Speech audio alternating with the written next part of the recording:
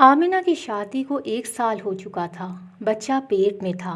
बाल खुले हुए रात को अकेली डरी डरी सी एक कोने में बैठी आमिना अपने शोहर उस्मान के आने का इंतज़ार कर रही थी। उस्मान को फ़ोन किया तो इसने कहा कि आज ऑफिस से आने में थोड़ी देर हो जाएगी। आमिना शोहर के इंतज़ार में बैठी थी। इतने में बाहर का दरवाज़ा खटखटाने की आवाज़ आती है। आमना डरी डरी कमरे से बाहर निकलती है। दरवाजे पर जाकर थोड़ी देर खड़ी होकर खुद को तसल्ली देती है। फिर पूछती है कि कौन है। 3 मर्तबा पूछने के बाद जब कोई जवाब नहीं आता तो आमना दरवाज़ा खोल देती है, पर बाहर कोई नहीं होता। एक ठंडी सी हवा का झोंका आता है जिससे आमना के बाल उड़ने लगते हैं। आमना जल्दी से दरवाज़ा बंद कर देती है और भागकर कमरे में चली जाती है। अपने कमरे में जाकर बैठती है। इतने में बाहर का दरवाज़ा दोबारा नॉक होने लगता है। आमना दोबारा जाती है पर कोई नहीं होता। 3 मर्तबा दरवाज़ा नॉक होता है और तीनों मर्तबा ही कोई नहीं होता। आमिना अब की बार डर की वजह से सारे घर की लाइट ऑन कर देती है। इतने में एक बूढ़ा शख्स लकड़ी के सहारे कमरे में दाखिल होता है। आमना के कंधे पर हाथ रख देता है। डर के मारे आमना के मुंह से ज़ोरदार चीख निकलती है। बूढ़ा शख्स इसके मुंह पर फौरन हाथ रख देता है। अगर दोबारा चीखने की कोशिश की तो फिर अच्छा नहीं होगा। आमना की चीख अंदर ही अंदर कहीं दब के रह जाती है। पसीने से शराबोर नीचे कलीन पर बैठी आमना किसी मोजज़े का इंतज़ार कर रही होती है। बूढ़ा शख्स आमना के खुले बालों को देखता है और इनको ज़ोर से पकड़ता है और खींचता है, जिससे आमना के सर के बालों से खून निकलने लगता है।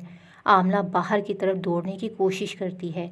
जैसे ही दरवाजे की तरफ भागती है, दरवाज़ा बंद हो जाता है। बूढ़ा शख्स आमना को गर्दन से पकड़ता है और दीवार की तरफ फेंक देता है। आमना का सर ज़ोर से दीवार से टकराता है। पूरे कमरे में आमना को घसीटता है और आमना रोती रहती है और चिल्लाती रहती है। आमिना इस बूढ़े शख्स को वास्ते देती है लेकिन वो इसकी एक भी नहीं सुनता। इतने में एक नौजवान शख्स इंसानी रूप में घर के अंदर दाखिल होता है और इस बूढ़े शख्स के साथ झगड़ा करता है। वो बूढ़ा भाग जाता है।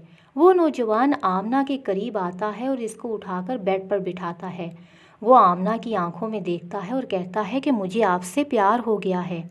आमिना इस नौजवान की बात सुनकर डर जाती है। हमल होने की वजह से आमना के पेट में दर्द होने लगता है और मुंह से खून बह रहा होता है। आमना बड़ी मुश्किल से इस नौजवान से कहती है कि खुदा के लिए मुझे छोड़ दो, मैंने आपका क्या बिगाड़ा है, मुझ पर रहम करो। वो नौजवान आमना की एक नहीं सुनता, बस एक ही बात बार बार दोहराए जा रहा होता है कि मुझे आपसे प्यार है। आमना का मुंह सूजने लगता है। जिन कहता है कि मैं आपसे शादी करना चाहता हूँ, अगर तुम मुझे नहीं मिली तो मैं तुम्हें भी किसी का नहीं होने दूंगा। आमना कालीन पर बैठी किसी मोजज़े का इंतज़ार करती है। वो जिन आमना को बाजुओं से पकड़कर खड़ा करता है। आमना कपकपाती आवाज़ में कहती है कि मुझ में क्या देखा, मुझसे आपको क्यों प्यार हुआ है? आप तो हम में से नहीं हो, दूसरी मखलूक में से हो। वो नौजवान आमना के बालों को पकड़कर कहता है कि 2 दिन पहले मगरिब के वक्त मैं आपकी छत से गुजर रहा था। आप सहन में बाल खोल कर बैठी थी तो मुझे आपके बाल बहुत ही प्यारे लगे। इसके साथ वो परफ्यूम जो आपने लगाई थी उसकी खुशबू मुझे बहुत ही पसंद आई। तब मैं नीचे उतरकर आपके करीब आ बैठा। इतने में आपका शौहर आ जाता है। इस वक्त मुझे बहुत गुस्सा आता है लेकिन मैं चला जाता हूँ। इतने में दोबारा दरवाज़ा खटखटने की आवाज़ आती है। आमना कहाँ रह गई हो, दरवाज़ा खोलो। आमना अपने शौहर की आवाज़ सुनकर खुश हो जाती है। वो आमना बाहर की तरफ भागने लगती है तो वो नौजवान आमना का हाथ पकड़ लेता है और कहता है कि मैं दोबारा आऊँगा, अगर तुम मेरी नहीं हुई तो मैं तुम्हें किसी के लिए भी नहीं छोड़ सकता। ये बात कहकर गायब हो जाता है। आमना चीखती हुई बाहर की तरफ भागती है और ज़ोर से मुंह के बल नीचे गिर जाती है और बेहोश हो जाती है। उस्मान आमना की चीख सुनकर डर जाता है और दरवाज़ा फलांग कर घर में दाखिल होता है।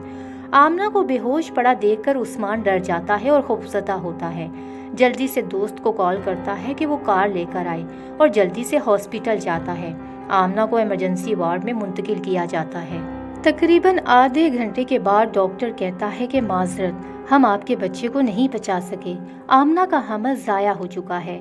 عثمان ساری رات روتا رہتا ہے۔ صبح آمنہ کو ہوش آتا ہے تو عثمان کی آنکھیں لال دیکھ کر کہتی ہے کہ کیا ہوا عثمان؟ خود کو سنبھال کر کہتا ہے کہ پہلے تم بتاؤ رات کو کیا ہوا تھا؟ آمنہ سارا واقعہ عثمان کو بتاتی ہے۔ عثمان کی آنکھوں سے آنسو بہنے لگتے ہیں۔ عثمان آمنہ کو سارا واقعہ بتاتا ہے کہ ہمارا بچہ نہیں رہا۔ آمنہ کو یہ بات سن کر ایک جھٹکا لگتا ہے اور وہ بے ہوش ہو جاتی ہے۔ عثمان آمنہ کو لے کر گھر آ جاتا ہے۔ 1 مہینے تک آمنہ کی طبیعت بہت ہی زیادہ خراب رہتی ہے، پھر تھوڑی دیر بعد ٹھیک ہونے لگتی ہے۔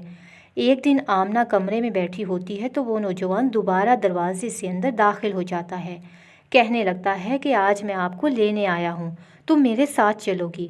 آمنہ ڈر جاتی ہے۔ آمنہ غصے کی وجہ سے اس کو کہتی ہے کہ دفع ہو جاؤ، میں تمہاری شکل نہیں دیکھنا چاہتی۔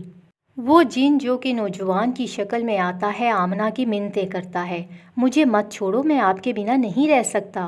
آمنہ غصے کی وجہ سے بہت کچھ اس کو کہہ دیتی ہے۔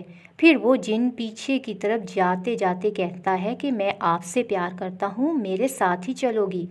آمنہ اس کی ایک نہیں سنتی اور اس کو کہتی ہے کہ میں تو تمہاری شکل بھی نہیں دیکھنا چاہتی۔ وہ جن کہنے لگتا ہے کہ اگر تم میری نہیں ہوئی تو میں تمہیں کسی اور کا بھی نہیں ہونے دوں گا۔ یہ کہہ کر وہ غائب ہو جاتا ہے۔ عثمان رات کو جب گھر آتا ہے تو آمنہ اس کو کہتی ہے کہ مجھے اب اس گھر میں نہیں رہنا، کہیں اور شفٹ ہو جاتے ہیں۔ عثمان اپنی بیوی کو تسلی دیتا ہے کہ کہاں جائیں گے، یہ ہمارا اپنا گھر ہے۔ آمنہ عثمان کی ایک نہیں سنتی۔ آخر عثمان اپنی بیوی کی بات مان ہی لیتا ہے، کہتا ہے کہ 2 دن بعد ہم کہیں اور شفٹ ہو جائیں گے۔ صبح ہوتی ہے، عثمان آفس چلا جاتا ہے۔ آمنہ صحن میں برتن دھو رہی ہوتی ہے۔ وہ جن دوبارہ آتا ہے۔ آمنہ پھر غصے سے لال پیلی ہو جاتی ہے۔ وہ جن غصہ ہو کر چلا جاتا ہے اور 2 گھنٹے بعد آمنہ کسی کام سے چھت پر جاتی ہے۔ نیچے سے کسی کے بلانے کی آواز آتی ہے۔ جیسے ہی آمنہ چھت سے نیچے کی طرف دیکھ کر کہتی ہے کہ کون ہے، ایک دم سے کوئی پیچھے سے دھکا دے دیتا ہے تو آمنہ نیچے سر کے بل گرتی ہے۔ 5 منٹ بعد آمنہ کی روح نکل جاتی ہے، یعنی آمنہ وفات پا چکی ہوتی ہے۔ سارا دن آمنہ کی لاش صحن میں پڑی رہتی ہے۔ جب رات کو عثمان گھر آتا ہے اور دروازہ کھٹکھٹاتا ہے تو اندر سے کوئی آواز نہیں آتی۔ عثمان آمنہ کو پکارتا ہے لیکن گھر میں مکمل خاموشی ہوتی ہے۔ عثمان دیوار پھلانگ کر جیسے ہی اندر داخل ہوتا ہے وہ آمنہ کو زمین پر دیکھ کر ڈر جاتا ہے۔ آمنہ کی طرف بھاگتا ہے اور آمنہ کا ہاتھ پکڑ کر نس چیک کرتا ہے تو عثمان کو محسوس ہوتا ہے کہ آمنہ اب اس دنیا میں نہیں۔ عثمان زور زور سے چلانے لگتا ہے۔ عثمان کی چیخوں کی آواز سن کر اہل محلہ بھی اکٹھے ہو جاتے ہیں۔ صبح ہوتی ہے، جنازے کا اعلان کیا جاتا ہے۔ جنازہ پڑھا کر آمنہ کو دفنا دیا جاتا ہے۔ عثمان جب گھر آتا ہے تو گھر آمنہ کے بغیر خالی پڑا ہوتا ہے۔ ایک خاموشی کے شور کے سوا کچھ نہیں ہوتا۔ بجھے بجھے دل کے ساتھ عثمان دیوار کے ساتھ ٹیک لگا کر بیٹھ جاتا ہے۔ دن بدن عثمان کمزور ہونے لگتا ہے، کھانا پینا بھی چھوڑ دیتا ہے، ہر وقت اپنی بیوی کو پکارتا رہتا ہے۔ 1 ہفتے کے بعد عثمان کو ہارٹ اٹیک ہوتا ہے اور عثمان بھی وفات پا جاتا ہے اور وہ گھر ہمیشہ ہمیشہ کے لیے ویران ہو جاتا ہے جس میں آمنہ اور عثمان دونوں میاں بیوی ہنسی خوشی زندگی گزار رہے ہوتے ہیں۔